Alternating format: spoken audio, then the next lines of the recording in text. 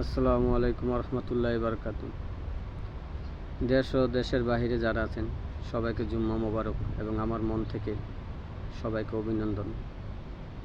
আসলে কিছু কথা বলার জন্য আসছি। আমরা মূলত বাংলাদেশে যারা ইসলাম ধর্ম অনুসারী, যারা আমরা মুসলিম দাবি করি নিজেকে, বাংলাদেশে বর্তমান ইসলামকে যেভাবে রিপ্রেজেন্ট বা উপস্থাপনা করা হচ্ছে, এটা শুধু বাংলাদেশে সীমাবদ্ধ থাকে না। পৃথিবীর যতটা দেশ আছে, আনাচে কোনাচে, যার কাছে মোবাইলই আছে, অ্যান্ড্রয়েড, সবার কাছে এই জিনিসটা উপস্থাপনা হচ্ছে বা পাবলিশ হচ্ছে। আসলে আমরা বাংলাদেশে মানুষ নিজেকে মুসলিম বা ইসলাম হিসাবে দাবি করি। আমরা বাংলাদেশের কিছু সংখ্যক মানুষ যারা নিজের স্বার্থ, নিজের প্রয়োজনে ইসলামকে আমরা এত ছোট বা এত হেন করতেছি, এত অমূল্যায়ন করতেছি। দেখেন, নিজের কিছু স্বার্থের জন্য বিগত বছর যারা সরকার ছিল, তাদের যে কোনো কর্মকাণ্ডে বলতো যে এটা হালাল হারাম। আজকে যে কাজগুলো হালাল হারাম ছিল, আজকে সেই কাজগুলো তারা বিন্দাস করতেছে, সে কাজগুলো তারা অন্যায়ভাবে করতেছে। দেখেন, আজকে যে কোনো পর্যায়ে দেখেন, মন্দির বলেন, ইয়েতে বলেন, বিভিন্ন পর্যায়ে যাইতেছে, তারা করতেছে। আসলে কি ইসলাম কি সেটাকে গ্রহণ করে?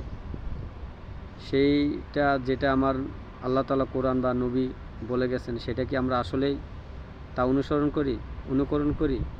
সেটা কি মনে হয় আপনাদের? আমরা আসলে কি সেই পথে চলতেছি?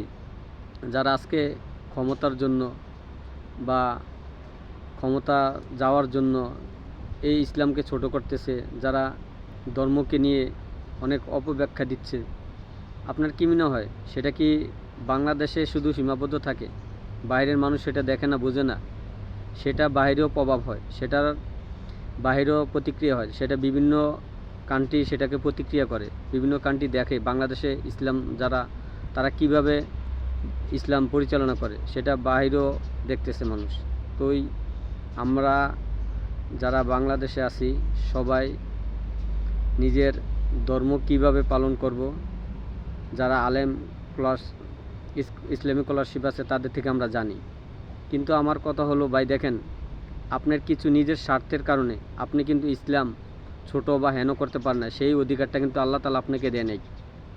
মনে রাখবেন, ইসলাম জানার জন্য, ইসলাম হচ্ছে জ্ঞান। মানুষকে আপনি ইসলামের বিষয় জানাবেন, মানুষকে ইসলামের বিষয় প্রচারণা করবেন।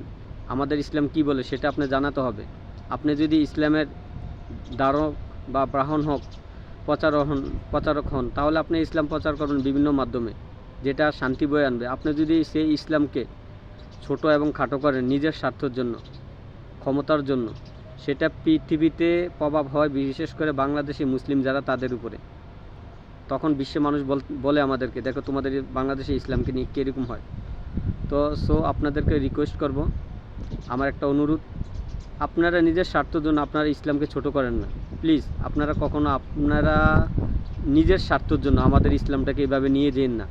পৃথিবীর মানুষ যেন আমাদেরকে না বলতে পারে তোমরা অকৃতজ্ঞ জাতি বা অশৃঙ্খল বলতে পারে, অসভ্য বলতে পারে, শুধু আপনাদের কারণে।